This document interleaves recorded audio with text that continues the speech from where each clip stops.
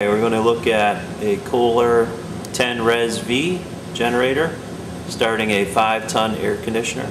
See what kind of preload that can handle. Here's the air conditioner. It's an XB13 13-seer 5-ton with 148 locked rotor amps. Generator started. 5 kW preload.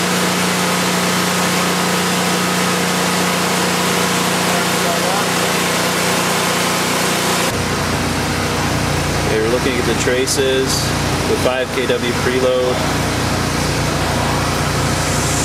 Air conditioning's running. Got stable voltage, stable frequency at 60 Hz.